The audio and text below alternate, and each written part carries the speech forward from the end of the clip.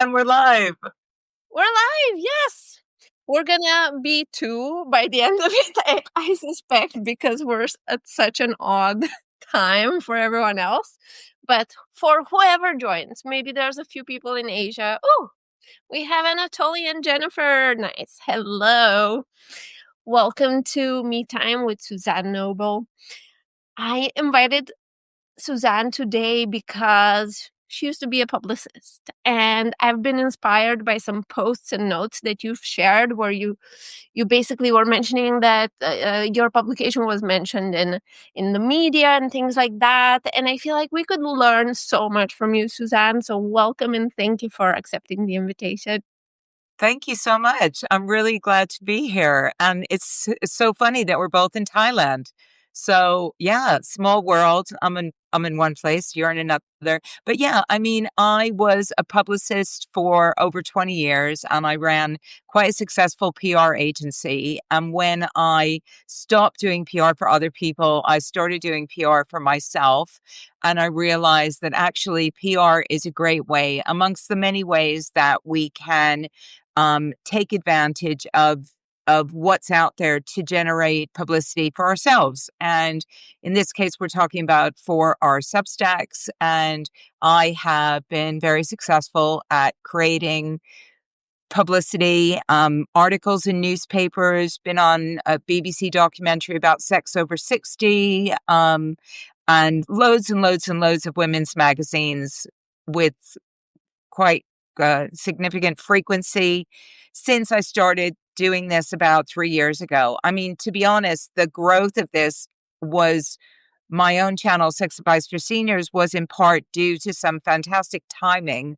And so much of publicity is about really great timing because you really need to hop on stories when they happen and not wait. I think that's one of my really big takeaways from when I was a publicist was that I would get incredibly frustrated with my clients who would not seize the opportunity that I had presented in front of them to get more publicity for their product or their service. They'd be like, oh, I'm really busy.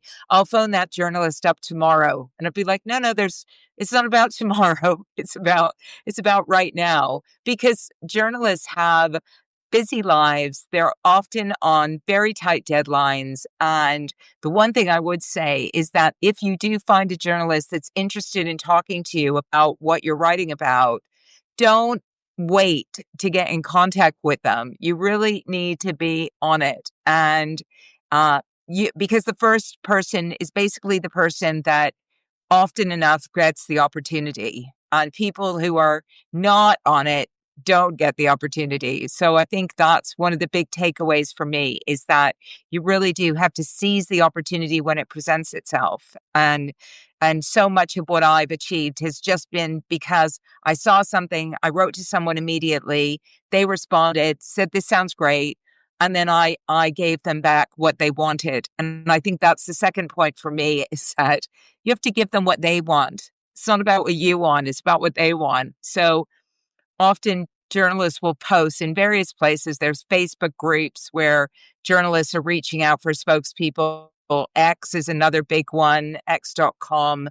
There's something called Help a Reporter Out, which is shortcutted to Harrow with a hashtag on X. And people will be looking for case studies, all different types of case studies. And they'll be looking for people with your area of expertise. And so what you don't want to do is write them a whole big long essay. You literally just want to write them a few lines. It says, look, I saw what you posted and I fit your description exactly.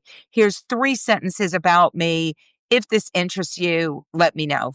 And that's it. Like, don't give them a whole big, long diatribe about how amazing you are, because they just are not going to be interested in reading that. And they might be scared to invite you on if it's a live interview because they're going to be scared. Maybe you're going to just talk ears off and not really focus on those 2 minutes that you might have in the limelight or in the spotlight. Totally, completely. Suzanne, because your public...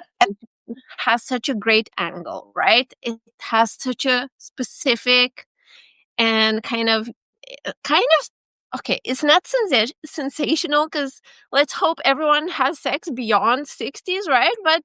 But it kind of is viewed in a manner that's like amazing. Oh my god, people over 60 have sex and need to, I don't know, Yeah. make some adjustments because, hips hurt, things are not as lubricated, so on and so forth. But for publications that where we feel like we don't really have this amazing angle, or I don't know, sensational thing, how can we grab or spot that moment that can interest a journalist or a publicist or someone to kind of team up and work together?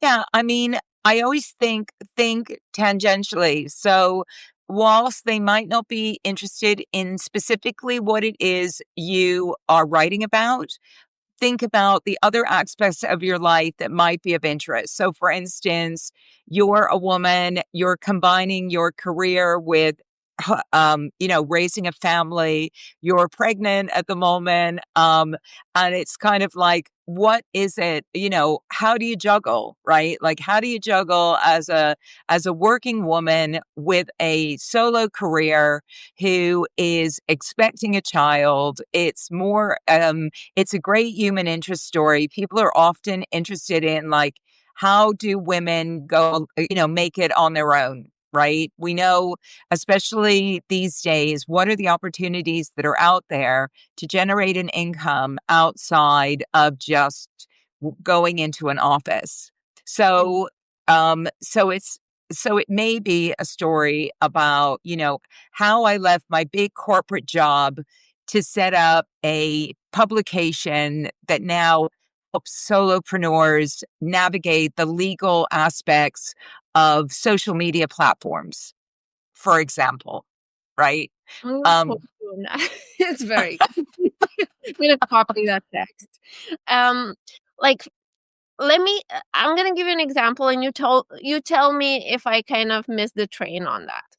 So this spring, there was everywhere in the news that Copenhagen is back as the happiest place in the world, or something like that, the best city to live in. Um, yeah, live in Copenhagen, and I have my hot take on it. And I was thinking about it because I think people think, oh, if I move into the happiest place in the world, I'm going to be the happiest, or something like that. The happiness will just brush up on me, and I'm just gonna exude anything. And I just saw an article a while back saying, "Oh, I moved back after 2 years from Copenhagen and I hated it," and blah blah blah. And I'm like, and then I was seeing on Substack around that time some ladies that got published into the Guardian and other things about my experience visiting Copenhagen, and I'm like, but I live here. How do I get in touch with them?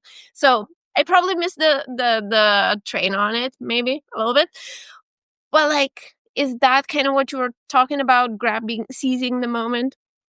yeah, absolutely. And I'd say that often people see a story and then they think, oh, I've got a similar story to that. I'm just going to repeat that somewhere else. And what's interesting about what you suggested is the fact that you've got a completely different angle on it. So it's probably not about going back to the Guardian, because the Guardian's already done that, but thinking if there's another publication that might be curious or interested in that.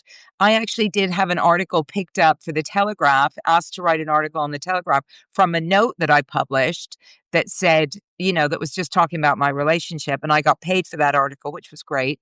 But I would say, is there another is there like would you go, for example, in the UK to something like the Telegraph with an article like that? And again, it has to be quick, because if something like that comes out and it generates a bit of a buzz, they're going to want to see that within the next few days, because otherwise it's dead.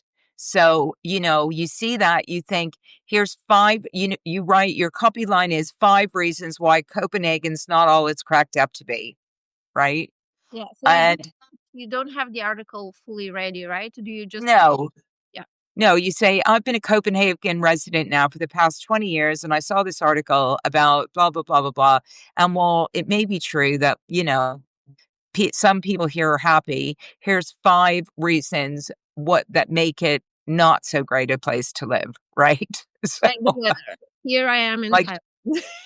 yeah, exactly. Like I met somebody from Copenhagen here at I'm doing Muay Thai, my boxing class, and there's a kid here from Denmark, from Copenhagen, who's come with his family so he can work out here. But yeah, I mean, it's about seizing the moment with those stories and going to another publication that hasn't already run the same story and saying, here's another on it. So I think that's a really good idea. And often, if you want to know where you can find the addresses of those journalists, because that's the next thing that's really difficult, is like, well, how do I find them? I have, over the past few years, found that X is a really good way to find people, by just literally putting in the search engine either the publication that you would like to go to, and put it under, and then look under the people section. When you put it through search, it'll tell you all the people that work for that publication who are on X. And either you can send them a direct message through X, or often enough, they have their email address within biography. So that's another opportunity to go and find them. And I would say that I've used that as a really successful way of tracking down journalists. Sometimes they're on LinkedIn as well, and you can contact them via LinkedIn sometimes, although I'd say that generally, and I haven't looked at Blue Sky, but I would say look at those sorts of platforms, where media is often hanging out. And for me, for a long time, it was Twitter, now X. So I think it's probably still a pretty good place to go and just try and see if you can track down some email addresses. Yeah. And write to a few people, I assume, is the next, or just one? Uh, I wouldn't go too crazy, um, because, you don't want 5 people coming back and saying yes to you, although that would be a lovely position to be in. But, typically, I would, yeah, I mean, 5 is probably about the right number. Sometimes I just try and go to somebody that I think is absolutely gonna be the right publication. Mm. Do you and it's not like you always know the person, you just reach out through X, Yeah, I right? mean, I definitely don't know them. I would Mm, say the other thing as well is to know what sections do what. So, for example, features tends to be longer articles, right? They're feature stories. So the why Copenhagen is the best place in the world is most likely going to be with the features editor. They're the person that is going to have commissioned that article, and they're going to run that. If, on the other hand, it's, a bomb just exploded in down the street or something, that's news, right? Sometimes news will pick up stuff that's feature led, especially if it's attached to something like a survey. So if you've got a survey that you've run and the survey's got a bunch of results, then typically I would go to the news editor with that survey, not the features editor. Um, but but you might want to write to features and news, because sometimes there's a bit of a crossover with that. So I would say, but you don't. I would say it's probably not right, for example, for the travel editor, because the travel editor wants positive stories about going to visit places. mhm. They don't want shocking negative stories about going to places, because their whole job is to incentivize people to go and visit other places. So typically they would write the 5 reasons why Copenhagen is great. That would be the travel editor might write that because it's encouraging people to go to Copenhagen, but they probably wouldn't write 5 reasons why Copenhagen sucks. That Yeah. might be that might be off the back of the survey that said Copenhagen is great. Here's 5 reasons why Copenhagen sucks. That might be features or it might be news. Mm, So it's also about knowing who runs what. yeah. And hopefully maybe they talk amongst, one another, the editors, but who knows? We No, cannot. they don't.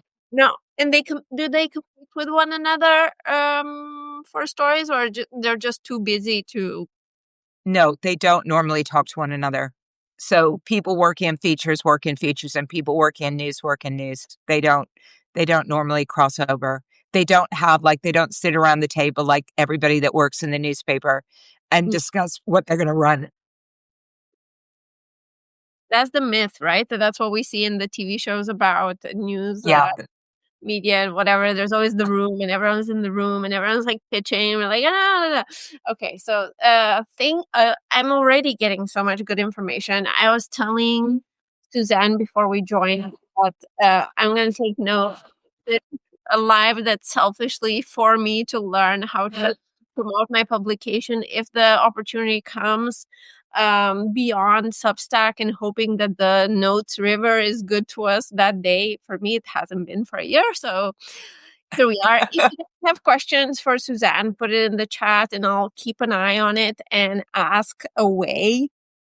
Suzanne, apart from published media, what other type, like websites, could that also work? Podcasts, what else do you have in your PR bag to tell us about? Yeah, definitely. I mean, I think that podcasts are a really great way as well. I've been on loads and loads of podcasts, and there's a few ways to get guests to become a guest on a podcast. There's a couple of platforms. There's one in the US, it's also in the UK, called Quoted, QWOTED. And it's a platform where you can promote yourself either as a guest or somebody looking for guests. So you put a bio out there. There's also an opportunity on Quoted to look at what journalists are searching for with regard to case studies. So that's another good place to look. In the UK, we've got something called Newspage, which is another platform where they post out inquiries for people with all different types of expertise looking for case studies for mainly print media.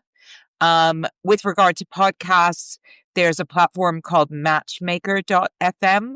And there's a few kind of podcast matching platforms. Some of them are free to join. I think I didn't pay to join Matchmaker. And you can search for people who you want on your podcast. And again, you can also present yourself as a guest. There's a few of those different types of platform. In the UK, we have something called Response Source. It's a paid for service where journalists post looking for case studies, and it's often used by companies as well as individuals who've got the budget to be able to find opportunities to speak with journalists. So there's quite a few places like that. And you can just reach out to podcasts yourself. Through normally they'll have like an inquiry form where you can just fill in and pitch yourself as a guest. I would say start aiming fairly low to start with. You know, you don't want to like call up Diary of a CEO, for example, as your first thing. But you know, you can definitely find smaller podcasts that are looking for guests. There are Facebook pages. There are Facebook pages where it's like find a guest, and there's a Facebook group called Lightbulb that's used a lot in the UK to find mainly press opportunities, but also some radio as well. And radio is another place. I mean, the other thing I always say to people is that you would be surprised at what journalists consider to be newsworthy. And often the best place to start is actually just looking at your own local newspaper or your own local radio station.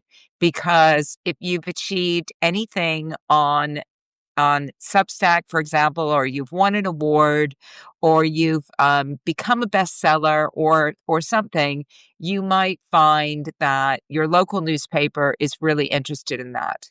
And it's and normally I would say about the local newspaper is they're nice people.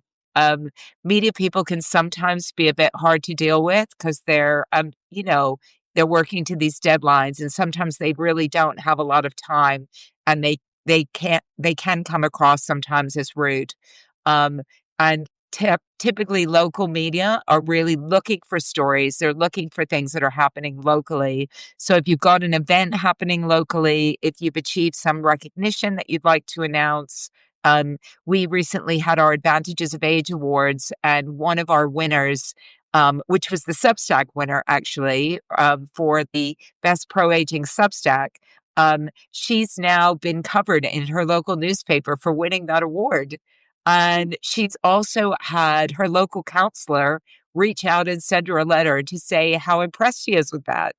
And I was like, wow, I mean, we're not Grammys or anything, but I thought that it was great that she capitalized on that opportunity that she had having won that award. Yeah, and people don't know how to reach out to you. They don't know what everyone is dealing with. And actually, we need to be proactive about it.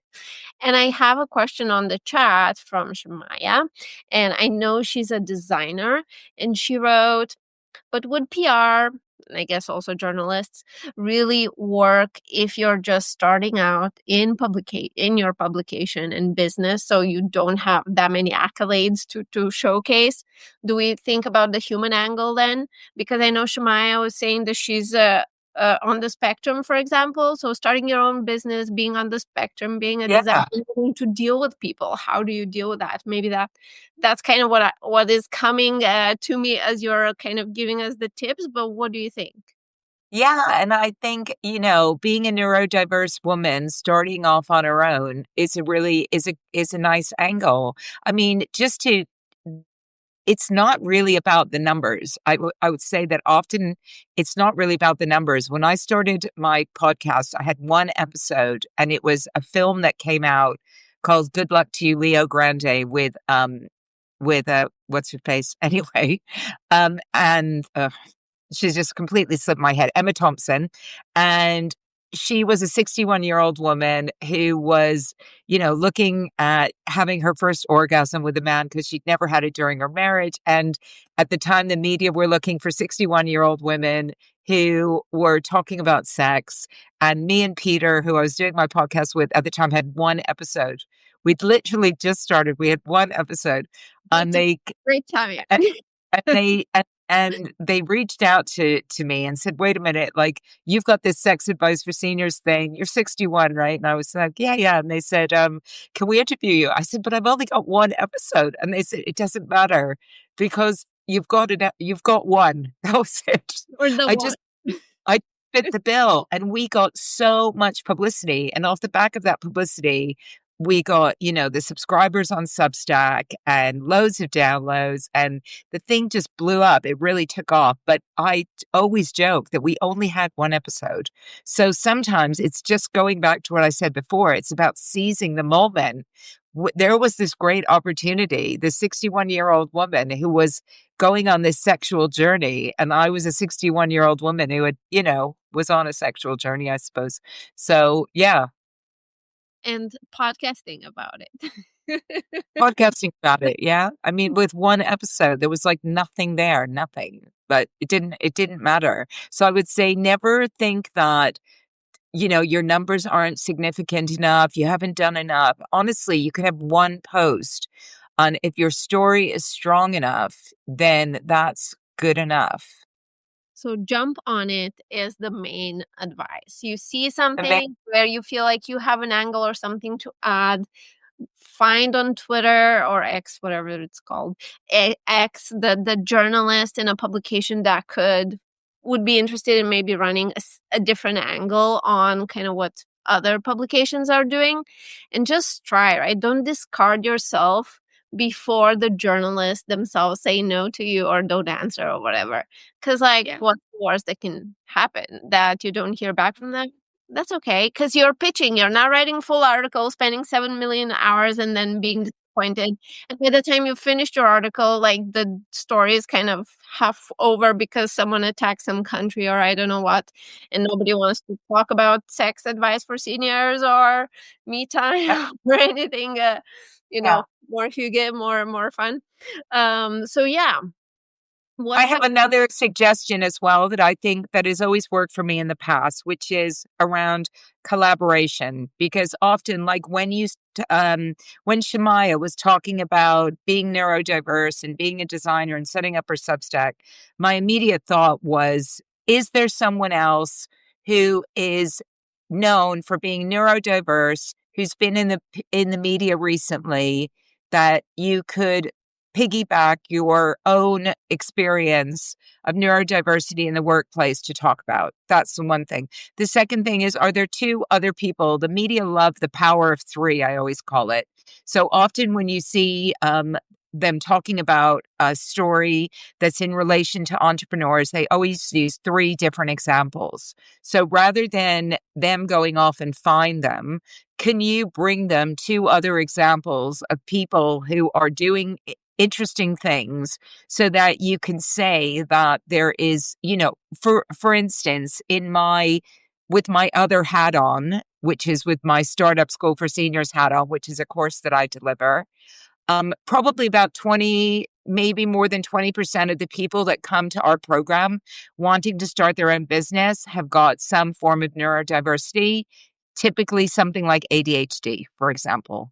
And often what's happened is they've come into freelancing or self-employment because the workplace doesn't really know how to accommodate their neurodiversity. So they've decided that they're going to set something up for themselves that works for them and their brain, right? And it's becoming more and more common. And I'd be curious to know how many people with ADHD, for example, are freelance or self-employed. Like, is there a higher percentage of people who have got ADHD who are self-employed than people who don't have ADHD? Because I suspect that there's quite a high number of people who are on the spectrum in some way who go and find self-employment because the workplace hasn't really accommodated them in the way that they need. Yeah, and also with going back to work mandates and things like that, where finally people that were struggling with ADHD and things like that could kind of be in their own cocoon and work and were doing their best work and finding their routine, and all of a sudden they're like, nope, you gotta go back in the office. And maybe they also moved halfway across the country, and now they're like, what do I do next? So Exactly. many people get pushed. And I think having this finger on what's happening in the world, like I was scrolling on Substack and I'm like, what the hell is this ICE thing? And then my husband filled me in. I'm trying to stay away a bit from news because I'm pregnant and I don't want to stress myself out. And there's many wars happening at the moment, and Yes. more on the horizon apparently. So I'm like, protect me, tell me just the absolute minimum. Yeah. Yeah. And I was like, what's ice? And then he told me, and I'm like, oh, I regret finding out. But that's kind of the thing that people that can deal with it need to kind of be aware of and think, okay, for example, we had people traveling for work in the US, and they were getting their laptop seized, and they would be refused to enter unless they give access to their laptops, but that's a breach of their employment contract and they're afraid to get fired. That's a story you can definitely pitch to a Yeah. journalist, coming from Yeah, that. and see, that for me is like a news story, right? Because in the news at the moment, it's the fact that people are worried about traveling now. They're worried about their social media being investigated. They're worried about their laptop being seized. And if in these sorts of circumstances, how do we, if something like that were to happen to you, well, that's the first thing you do is you'd ring up the newspaper, right? And you'd say, my laptop was seized. I can't work. This is the consequence of me trying to come to this country. That's a news story. The more of a feature story is 5 ways that that you can keep yourself safe while traveling to ensure that you can actually cross borders safely and you can get into the countries that you need to get into. So do we need to wipe our social media? What do we need to do here to be able to travel safely? So I think there's stories around that as well. And again, going back to okay, it's not specifically around your Substack, what you're doing, but often the point of all of this, because obviously a lot of people are going to go, well, what's that got to do with my Substack? Why should I care about that? You know, um, it's because you're going to get what's known as a plug, right? They're going to say, Suzanne, who has a Substack called Sex Advice for Seniors, recently was not admitted to the US because of XYZ, right? So the trade-off is somebody goes, "Oh, that's interesting. I'm going to Google sex advice for seniors and see what that's all about." It's not that they're going to write specifically about that. And so a lot of what I do is not specifically related to sex advice for seniors at all. It's about the time that I visited a sex party, or it's about the time that I entered my menopause and my libido dropped through the floor, or whatever it happened to be. So Whatever don't needed. think we want to be so myopic in how we're thinking about this. That's what I'm saying. It's like, think expansively. Like, what are all the interesting things that go on in your life every day? Like, that can potentially interest somebody, a journalist. And often it's not related to your Substack at all. It's just the fact that, you're doing things differently. I mean, I'm here in Thailand as you are, and I'm probably one of there are certainly older people here. So it's not like I'm the only digital nomad type person who's wandering around Thailand. But I would say that I have done quite a few stories about being a digital nomad in my 60s, and then they refer to what I do because it makes sense within the context of the story. And So introduce you, who's Suzanne, right? And then that's my question. Like, if a journalist that's doing a news piece about something that's happening, let's say again, Copenhagen for me, how do I ensure that they mention that I write on Substack? When they ask me what I do, I say I'm a Substack writer, and that's kind of like you kind of give the thing that you want to promote as who you are, as your intro, to make sure that hopefully gets into the news story, instead of like, if you give them a full CV, they're gonna say it's yeah, a yeah. I mean, whatever. Yeah. yeah, look, you just have to say right out, like, I would really appreciate it if you mentioned my Substack. It's called Me Time, and this is what it is. And, so when they say, how do you want to be referred to? You say, I want to be referred to as this, who does this. And again, they're not going to give you, especially if you're doing something about the 5 things that don't make Copenhagen so great a city to live in, they're not going to give you paragraphs about your Substack. Yeah, yeah, So whatever it is that you're going to do, keep it really succinct. The other thing I would say which is really super important, is around images. Lots of magazines and newspapers will expect you to have a really good high resolution image that is going to fit with their publication. So have a selection of high quality images. And by high quality, we mean that they're probably going to be 3, 4, 5 megabytes in size. These are not 134 KB or whatever. These are high quality images, and either they've been professionally taken or they're of good enough quality that they can be used in a publication. So have those in a Google Drive. So if you're out doing the food shopping and somebody rings you up and says, we're just about to run this, can you send me over some pictures? You're not like, oh my God, I'm not going to be home for another 2 hours. I wasn't expecting this. I don't know and freak out. You just literally send them a link to your Google Drive, to your folder, and go, here you go, and carry on with your shopping. I mean, yeah. the number of times people have rung me up to ask me for pictures when I'm out, and I'm like, okay.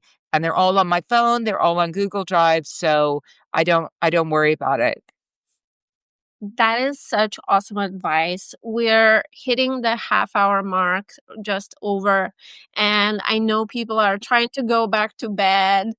Uh, and some are trying to go about your day. So I want to ask you, as the last question, do you have anything else that comes to mind now that we've like kind of unfurled a bit the story about promoting Substack that we haven't mentioned yet?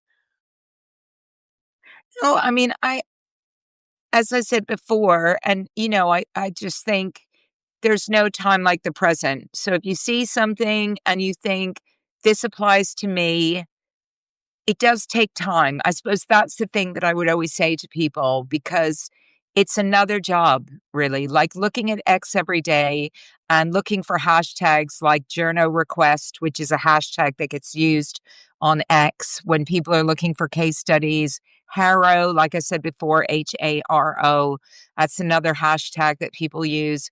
All of this sort of stuff, looking, writing, responding, sending pictures, keeping on top of things, it's another job.